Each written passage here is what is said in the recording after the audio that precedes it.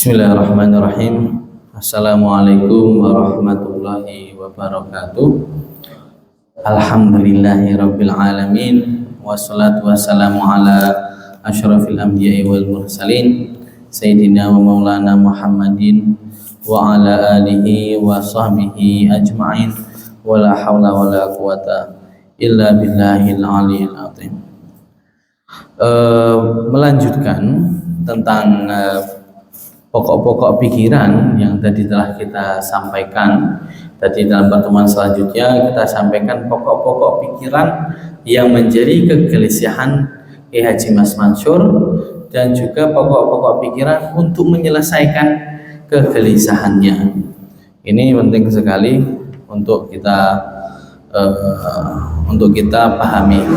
Maka dari itu Kiai Haji Mas Mansur setelah itu banyak menghasilkan karangan yang pertama untuk menanggulangi keimanan yang itu ubudiyah itu semakin kurang. Kiai Haji Mas Mansur mengarang kitab namanya Tauhid dan Syirik. Nah, itu untuk mengurangi atau untuk menjadi pedoman agar perkara ubudiyah dan perkara aqaid atau akidah ini dapat lebih terang jalannya. Dan yang kedua adalah pemuda dan tanah air. Pemuda dan tanah air. Jadi menceritakan tentang perjuangan bagaimana anak muda ini cinta tanah air dan juga bagaimana cara anak muda ini berjuang untuk memerdekakan tanah air ketika itu. Dan selanjutnya adalah sebab-sebab kemiskinan Islam di Indonesia. Telah dijelaskan tadi. Lalu kurban dan hikmahnya untuk menjelaskan bagaimana cara berkorban dan hikmahnya. Dan yang kelima adalah cara mengerjakan rukun Islam. Ini buku ini judul buku, semua ini adalah judul buku. Cara mengerjakan rukun Islam ini penting karena agama itu rukunnya ada 3: iman, Islam, ihsan. Islam adalah sendi, diukur keselamatan orang di muka bumi ini sebagai orang muslim bagaimana, dan cara mengerjakannya bagaimana, dijelas dalam buku ini. Dan selanjutnya adalah yang terakhir, ukuran kebenaran suatu agama. Jadi agama karena banyak. Jadi Kiai Haji Mas Mansur merupakan ahli tauhid juga, maka dari itu ahli akidah. Maka dari itu yang perlu ketika itu cara berdakwah dengan benar, membandingkan agama-agama dan membuat tolak ukuran kebenaran suatu agama. Nah, inilah nanti dibahas dalam bukunya. Baik, itu tadi adalah pokok-pokok pikiran dan karangan-karangan dan biografi yang secara ringkas kita bacakan, kita pelajari dari Kiai Haji Mas Mansur. Dan apakah estafet kepemimpinan hanya terhenti di Mas Mansur? Tidak. Kiai Haji Mas Mansur atau lebih tepatnya Majelis Tarjih Pimpinan Pusat Muhammadiyah, estafetnya selalu berkembang dan kepada orang selanjutnya. Nah, Kiai Haji Mas Mansur setelah itu meninggal pada tahun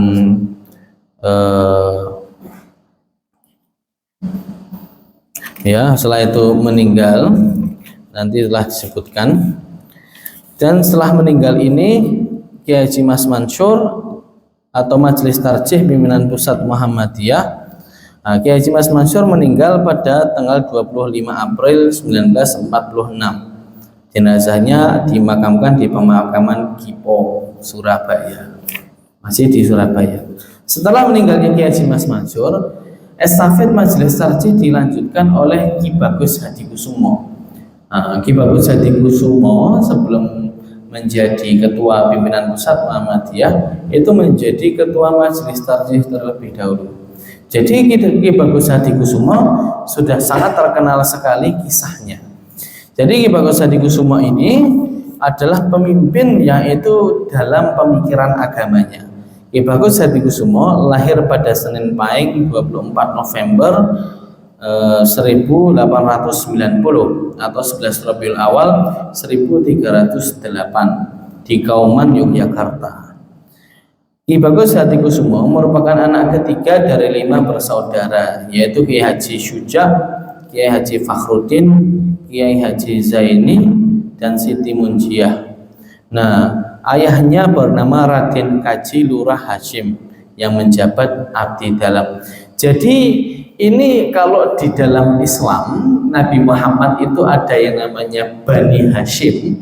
Bani Hashim dalam Nabi Muhammad itu, nah, di Muhammadiyah juga ada Bani Hashim.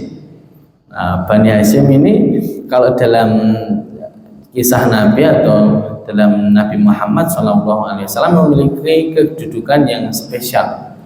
Nah, karena itu merupakan kerabatnya Nabi. Nah, dan juga ini Muhammadiyah punya Bani Hashim yang itu merupakan pejuang juga, pejuang dalam Muhammadiyah. Semuanya jadi pimpinan Muhammadiyah. Nah, itu yang pertama tadi adalah Hashimnya ini siapa? Raden Kaji Lurah Hashim.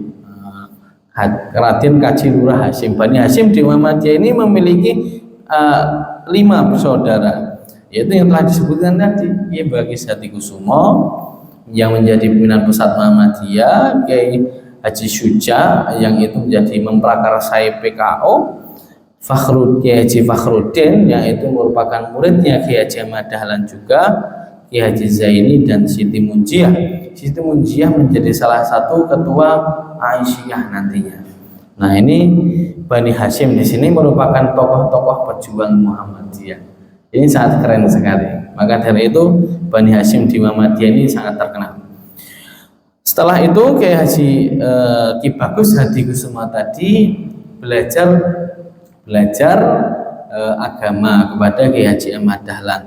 Selain ngaji ke Kiai Haji Ahmad Dahlan, Ki Bagus Hatikusumo juga pernah nyantri di pesantren Wonokromo dan Pekalongan. Nah, jadi Ki Bagus Hatikusumo juga ngaji nyantri di mana-mana. Akhirnya Ki Bagus Hatikusumo menjadi ulama yang mumpuni. Karena itu Ki Bagus Hatikusumo memiliki buku yang tergolong banyak ketika itu. Saya memiliki buku-bukunya dan masih menggunakan bahasa Jawa. Nah, bukunya apa saja? Pustaka Iman yang membahas tentang masalah iman. Yang kedua adalah Risalah Katresnan Jati. Nah, Risalah Katresnan Jati ini adalah membahas tentang ziarah kubur, takziah, terus wasilah, syafaat, dan lain sebagainya. Dan selanjutnya adalah Pustaka Hadi. Nah, tentang masalah hukum, ibadah, akhlak, dan lain sebagainya. Pustaka Islam. Nah, yang keempat adalah Pustaka Islam. Namanya itu pustaka, dan pustaka ada risalah, seperti itu nama-namanya. Pustaka Islam itu bahkan Pustaka Hadi ini adalah buku yang merupakan memiliki 5 jilid. Pustaka Hadi ini 5 jilid yang sangat banyak. Ini keren sekali. Pustaka Islam juga membahas tentang rukun Islam tentunya. Dan Pustaka Ihsan tentang tasawuf. Ini penting. Jadi Ki Bagus Hatikusumo selain memiliki karangannya banyak, yang buku-bukunya ini tadi menjadi inspirasi atau menjadi sumber-sumber diletakkannya HPT itu tadi, Himpunan Putusan Tarjih Muhammadiyah. Jadi kitab-kitabnya ini sangat berpengaruh, maka yogyanya kita harus membaca. Karena kitab-kitabnya Ki Bagus Hatikusumo ini nanti yang akan dirumuskan menjadi Himpunan Putusan Tarjih Muhammadiyah. Selain itu, selain kita mengetahui bahwasanya Ki Bagus itu merupakan ulama yang mumpuni dan memiliki banyak karangan, Ki Bagus mengimplementasikan pemahamannya dalam kehidupan sehari-hari. Kita ketahui bahwasanya Ki Bagus Hatikusumo merupakan orang yang berpengaruh dalam pemerintah. Nah, orang yang berpengaruh dalam pemerintah. Ki Bagus Hatikusumo itu dari zaman penjajahan Jepang itu, Ki Bagus Hatikusumo merupakan anggota BPUPKI, Badan Penyelidik Usaha Persiapan Kemerdekaan Indonesia. BPUPKI ini menyusun dasar negara Setelah itu bertransformasi menjadi PPKI. Nah, PPKI adalah Panitia Persiapan Kemerdekaan Indonesia. Selain sebelum itu Ki Bagus Hadikusuma menjadi anggota Putra, Pusat Tenaga Rakyat. Nah, yang memotori kemerdekaan Indonesia. Perlu kita ketahui Ki Bagus Hadikusuma ranahnya dalam menentukan dasar negara Islam, dasar negara Indonesia ini sangat bernafaskan Islam. Ki Bagus Hadikusuma adalah satu-satunya orang yang itu sangat kekeh mengatakan Indonesia harus berasaskan Islam. Indonesia harus berasaskan Islam ketika itu. Nah, karena memang masuk akal dulu ketika dijajah yang pertama kali Indonesia, siapa yang menghadang penjajah tersebut? Umat Islam. Jadi Ahmad Mansur Suryanegara dalam bukunya Abi Sejarah mengatakan bahwasanya ketika Indonesia dijajah pertama kali yang lawan siapa? Para kaum tarekat itu, tarekat Naksabandiyah, tarekat apa. Setelah itu perlawanan bersifat kerajaan, Kesultanan Mataram, Kesultanan Demak, Kesultanan Samudra Pasai, dan dapat diketahui bahkan ketika itu Kesultanan Mataram ketika zamannya Sultan Agung Hanyokrokusumo itu dikisahkan dalam menyerbu Batavia. Kita ini para pelaut Mataram pakai kapal jung, namanya kapalnya jung. Jung itu kapalnya gede banget, besar sekali, dan para penjajah VOC pun kapalnya kalah, kecil-kecil. Dan juga senapan-senapan ketika itu sangar sekali.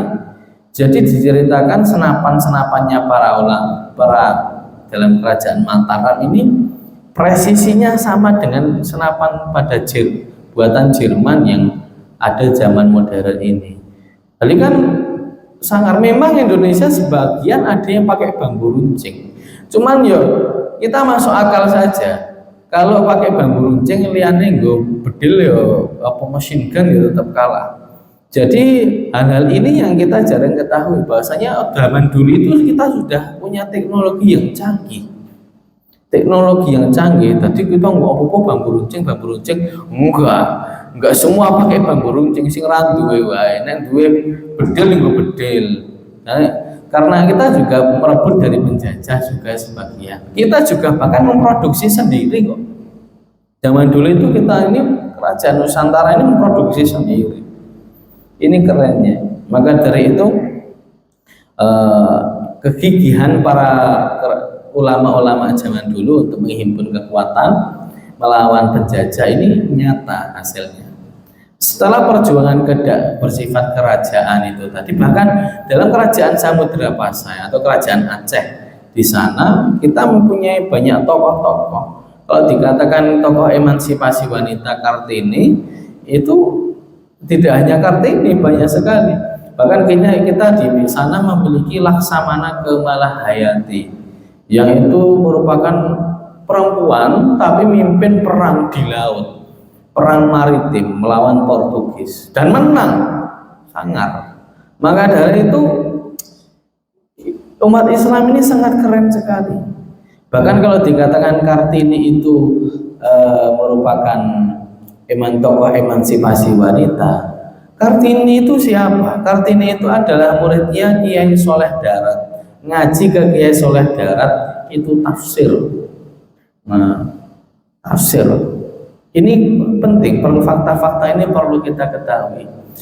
Dan yang berdarah-darah menggusur para penjajah, mengusir penjajah ya umat Islam. Setelah itu muncullah gerakan nasional itu yang dipelopori oleh Sarekat Dagang Islam, ada Sarekat Islam, ada Muhammadiyah, ada Persis, Al-Irsyad, NU, Jamiat Khair, dan lain sebagainya. Segala elemen Islam bersatu untuk mengusir penjajah dari berbagai lini. Nah, ini Masya Allah. Nah, maka dari itu karena umat Islam yang berdarah-darah, kita dapat kita cari seberapa besar atau memang seberapa besar perjuangan umat-umat selain Islam di Indonesia. Mari kita cari lacak di buku-buku sejarah. Apakah mereka memiliki kontribusi yang nyata atau tidak? Kita bisa melacak sendiri. Maka dari itu sangat wajar Ki Bagus Hatikusumo ngomong, loh Indonesia ki sing pereh-pereh, sing geteh-geteh umat Islam kok. Kenapa enggak umat Islam kenapa Indonesia enggak berasaskan Islam? Ini dari segi kajian, dari logika saja memang sudah masuk akal. Selain itu memang kita sebagai umat Islam diperintahkan untuk menaati agamanya, menerapkan syariatnya. Nah, dan ketika Indonesia merdeka itu ada 40 kesultanan Islam yaitu gabung dan mendukung NKRI. Salah satunya adalah Kesultanan Ngai Soekarto Adiningrat. Perlu kita ketahui dulu dalam paugeran itu, dalam aturan kerajaan itu, dalam undang-undang itu dipelajari kitab-kitab, yaitu kitab-kitab fikih Islam. Salah satunya dalam Mataram, dalam Sultan Soekarto Adiningrat yang dijadikan undang-undang adalah berasal dari kitab Topah. Kitab Topah yang nulisnya itu Topah. Apa atau Topah ini? Kitab Tuhfatul Muhtaj bi Syarhil Minhaj. Kitab fikih Islam madhab Syafi'i yang dikarang oleh Ibnu Hajar Al-Haytami. Satu. Dan juga ada kitab Al-Muharrar. Muharrar ini karangan siapa? Karangan Imam Rafi'i. Nah ini. Selain itu juga ada kitab Fathul Mu'in, tulisannya kayak gitu, Fathul Mu'in. Fathul Mu'in itu punya siapa? Adalah kitab fikih Islam karangan Syekh Al-Maribari, Zainuddin Al-Maribari. Jadi paugerannya ini memang bernafaskan Islam. Bahkan di keraton itu ada namanya Bangsal Pacikeran. Bangsal Pacikeran ini adalah bangsal yang untuk menghukum orang-orang yang suka mencuri, suka ini. Di sana jadi hukum hudud, hukum Islam ini full dipraktekkan. Jadi ada hukum potong tangan, ada di Bangsal Pacikeran ini hukum potong tangan, terus hukum dan lain sebagainya, eksekusi juga. Bangsal Pacikeran hukum potong tangan. Kalau eksekusi di alun-alun ya, di bawah pohon beringin biasanya. Jadi hukum qisas itu juga ada. Zaman itu dilakukan di pohon beringin, di alun-alun itu. Nah, jadi di alun-alun itu biasa dulu dihukum qisas. Kalau ada orang yang membunuh, ya dibunuh. Dibunuhnya di mana? Di sana itu, di alun-alun itu, di bawah pohon beringin. Kenapa? Supaya dilihat orang banyak. Dilihat orang banyak biar tidak melakukannya. Inilah yang menjadi latar belakang mengapa kok Indonesia harus ketika itu Ki Bagus Hatikusumo berkekeh ya, dan untuk bisa Indonesia ini berasaskan Islam. Selain itu ketika penyusunan akhir itu dalam panitia 9, awalnya kan Pancasila itu ada 7 kata. Dalam selain akhir awalnya harus Islam, lalu akhirnya menerimalah Pancasila dengan Pancasila dalam versi Piagam Jakarta yang menerapkan 7 kata. Itu sudah ayat-ayat. 7 kata itu apa? Ketuhanan, asas ketuhanan dalam, terus dengan kewajiban menjalankan syariat-syariat Islam bagi pemeluk-pemeluknya. Itu dengan kewajiban menjaga syariat Islam bagi pemeluk-pemeluknya. Itu awalnya Ki Bagus Hatikusumo sudah ngiyel. Harusnya dengan kewajiban menjalankan syariat Islam, titik di situ. Nggak ada bagi pemeluk-pemeluknya. Wah, gontok-gontokan, ngeyel-ngeyelan, akhirnya ya sudahlah bagi pemeluk-pemeluknya. Setelah itu datanglah pada penyusunan Pancasila ini, akhirnya gontok-gontokan lagi. Orang yang dari timur katanya datang, akhirnya orang yang dari timur ini mengatakan kalau misalkan Pancasila kayak gini, kita akan lepas dari Indonesia. Akhirnya karena itu masih gontok-gontokan sampai Soekarno ini bingung mau ngomong sama Ki Bagus ini gimana. bingung kepiye iki. Sampai dikatakan di sini bahasanya Soekarno itu menangis kepada Ki Bagus untuk biar ayolah Pancasila seperti ini saja. Cukuplah ketuhanan yang Maha Esa. Tetapi Ki Bagus nggak bisa. Ini harus dipertahankan 7 kata ini. Akhirnya yang menjadi kawannya ini yaitu Kahar Musakir, itu menjadi salah satu kiai Muhammadiyah juga, itu disuruh Soekarno untuk ya istilahnya merayu Ki Bagus Hadikusumo. Akhirnya Ki Bagus diberitahu ini hanya sementara, nanti ada amandemen lagi, kita dapat berjuang di sana. Yang penting Indonesia ini merdeka dulu. Gimana? Nanti juga bisa lagi diubah. Akhirnya Ki Bagus Hadikusumo akhirnya pun luluh. Akhirnya menerimalah yang namanya ketuhanan yang Maha Esa. Ketuhanan yang Maha Esa ini jelas merupakan asasnya orang Islam. Selain Islam tidak ada namanya Esa ini. Esa ini tidak ada. Maka dari itu yang hakikat yang benar-benar Esa itu hanyalah umat Islam. Tetapi pada akhirnya ketika sidang konstituante yang harusnya perjuangan umat Islam itu dimulai, itu dibubarkan. Setelah Ki Bagus Hadikusumo itu pergi, setelah Pancasila itu jadi, akhirnya Ki Bagus Hadikusumo mendirikan bersama-sama dengan orang ormas lainnya untuk memperjuangkan asas Islam itu Masyumi. Apa Masyumi ini? Majelis Syuro Muslimin Indonesia. Didirikan di mana? Didirikan bersama orang-orang lain di Madrasah Mu'allimin Muhammadiyah Yogyakarta. Jadi Madrasah Mu'allimin Muhammadiyah Yogyakarta menjadi saksi sejarah pendirian Masyumi yang dipelopori oleh siapa? Oleh Muhammadiyah juga. Oleh Muhammadiyah dipelopori pendirikan Masyumi untuk apa? Memperjuangkan asas-asas Islam. Tetapi pada sidang akhirnya di konstituante malah Masyumi dibubarkan oleh Soekarno. Nah, disinilah titik penyesalan Kiai Kahar Musakir. Disinilah titik penyesalannya beliau. Kenapa saya dulu merayu Ki Bagus Hadikusumo? Kalau saya juga kekeh, Indonesia pasti nasibnya beda. Nah, inilah kisahnya Ki Bagus Hadikusumo. Dan perannya di Muhammadiyah itu juga menjabat banyak hal ya. Salah satunya adalah Majelis Tarjih dan juga MPM, ada juga Majelis Tabligh, dan akhirnya menjadi pimpinan pusat Muhammadiyah pada zaman kemerdekaan.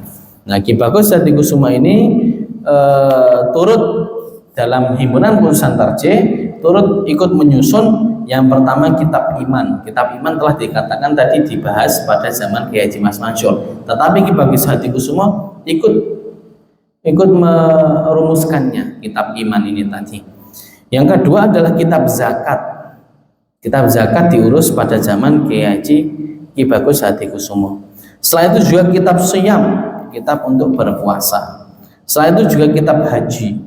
Nah, inilah yang pada masa ini disusun kitab-kitab ini dalam himpunan Putusan Tarjih Muhammadiyah. Dengan adanya ini kitab ibadah telah lengkap dan selanjutnya bisa diamalkan. Nah, itu adalah periode Ki Bagus, secara singkat Ki Bagus Hadikusumo. Dan Ki Bagus Hadikusumo ini merupakan salah satu pahlawan nasional ya, yang itu diberikan oleh Presiden Jokowi kemarin pada tahun 2015, itu menetapkan bahasanya Ki Bagus Hadikusumo merupakan pahlawan nasional Republik Indonesia yang harus kita contoh. Ki Bagus Hadikusumo memiliki anak Kiai Jarnawi Hadikusumo. Kiai Jarnawi memiliki anak Pak Afnan Hadikusumo yang saat ini sedang menjadi ketua Tapak Suci. Baik, setelah Ki Bagus Hadikusumo yang melanjutkan itu siapa? Kiai Haji Ahmad Badawi. Kiai Haji Ahmad Badawi ini merupakan ulama ketika zaman transisi PKI. Nah, ini sangat keren sekali kisahnya. Ketika itu Ki Bagus Ki Haji Ahmad Badawi itu adalah seorang yang itu memiliki nasab bangsawan. Ki Haji Ahmad Badawi. Ki Haji Ahmad Badawi ini memiliki, jika diruntut nasabnya, Ki Haji Ahmad Badawi ini itu dari Ki Haji Ahmad Badawi bin Raden Haji Habibur Rahman bin Nyai Muhammad Fakih bin Raden Bangsa Suyo Bangsa Judo bin Raden Suto Bangsa bin Raden Suto Taruno bin Raden Ayu atau Raden Ajeng ini R.A. Suboniti bin Pangeran binti Pangeran Purboyo bin Panembahan Purboyo binnya ini sampeyan dalem ingkang sinuwun Kanjeng Panembahan Senopati ngaloga ingkang jumeneng ing Mataram Sepida. Jadi Pak Ki Haji Ahmad Badawi ini merupakan keturunan bangsawan, keturunannya Panembahan Senopati, yang itu merupakan Raja Mataram yang pertama. Terus kisahnya sangat keren sekali pada masa transisi dan kudeta PKI. Bagaimana kisahnya? Insya Allah kita akan ungkap, kita akan ceritakan pada kajian depan. Wallahu a'lam bishawab. Nasrul minallah wa fathun qarib. Sampai hari ini ada pertanyaan? Enten pertanyaan? Baik, karena tidak ada, monggo kita tutup pengawasan yang dalu punika sarana maos kafaratul majlis. Subhanakallahumma rabbana bihamdika asyhadu an la ilaha illa anta astaghfiruka wa atubu ilaik. Sekian, wabillahi taufiq wal hidayah. Wassalamualaikum warahmatullahi wabarakatuh.